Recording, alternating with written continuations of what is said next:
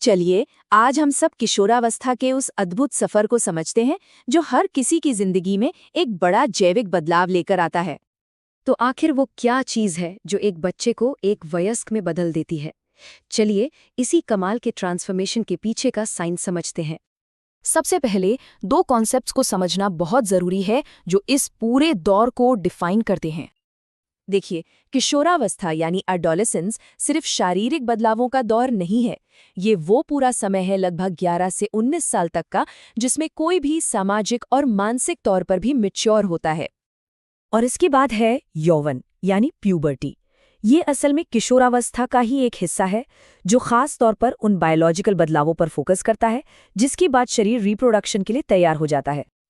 तो ये शारीरिक बदलाव आखिर होते क्या है? वो कौन से निशान हैं जो बताते हैं कि यौवन की शुरुआत हो चुकी है? लड़कों और लड़कियों में ये सफ़र थोड़ा अलग दिखता है। जैसे कि लड़कों में कंधे और सीना चौड़ा होने लगता है, मसल्स डेवलप होती हैं और गले में एडम्स एप्पल दिखने लगता है जिससे आवाज़ भारी हो जाती है। वहीं दूसरी तरफ लड़कियों में कमर के नीचे का हिस्सा चौड़ा होता है और आवाज़ पतली या हाई पिच्ड रहती है। लेकिन कुछ बदलाव ऐसे हैं जो सभी में कॉमन होते हैं, जैसे अचानक से हाइट का बढ़ना जिसे ग्रोथ स्पर्ट कहते हैं, स्किन ऑयली हो जाती है जिसे कभी कभी मुहासे हो जाते हैं, बगल और प्यूबिक एरिया में बाल उगने लगते हैं। और हाँ, इस दौरान इंसान बौद्धिक रूप से भी विकसित होता है और थोड़ा आत्मनिर्भर भी। ओके, तो ये सारे बदलाव हो रहे हैं, पर इन्हें कंट्रोल कौन कर रहा है? इसके पीछे ना एक पूरा अदृश्य सिस्टम काम कर रहा है। ये बदलाव होते हैं हार्मोन्स की वजह से। सोच लीजिए कि ये हमारे शरीर के केमिकल मैसेंजर्स हैं जो अलग अलग जगहों से निकलते हैं और शरीर को निर्देश देते हैं कि अब क्या करना है। और यहाँ देखिए, अलग अलग ग्रंथियों से निकलने वाले हार्मोन्स के अपने अपने खास काम होते हैं। जैसे पिट्यूटरी ग्लैंड, जिसे मास्टर ग्लैंड भी कहते हैं, वो लड़कों में टेस्टिस और लड़कियों में ओवरीज को सिग्नल भेजती है। फिर टेस्टिस से टेस्टोस्टेरॉन निकलता है जिससे दाढ़ी मूंछ आती है और आवाज़ भारी होती है, और ओवरीज से एस्ट्रोजन जिससे स्तनों का विकास और मासिक धर्म शुरू होता है। चलिए, अब थोड़ा और गहराई में चलते हैं और उस ब्लूप्रिंट को समझते हैं जो बिल्कुल शुरुआत में ही तय कर देता है कि कोई जैविक रूप से लड़का होगा या लड़की। देखिए, हमारे शरीर की हर कोशिका में गुणसूत्रों यानी क्रोमोसोम्स के 23 जोड़े होते हैं। इन्हीं में हमारी पूरी जेनेटिक जानकारी यानी सारे निर्देश लिखे होते हैं और इनमें से एक खास जोड़ा ही जैविक लिंग तय करता है। प्रोसेस बहुत सिंपल है। देखिए, अंडाणु यानी एग सेल में हमेशा एक एक्स क्रोमोसोम होता है, लेकिन शुक्राणु यानी स्पर्म सेल में या तो एक्स हो सकता है या वाई।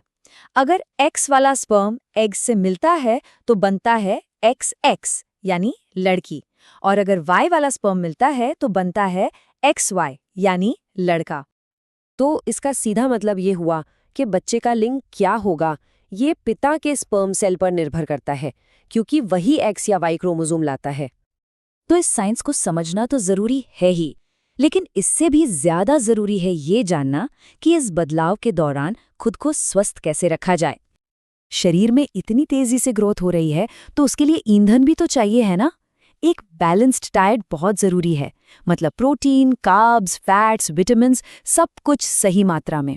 खास करके आयरन, जिससे खून बनता है। इसके लिए हरी सब्जियां, गुड़, मांस और खट्टे फल खाने चाहिए।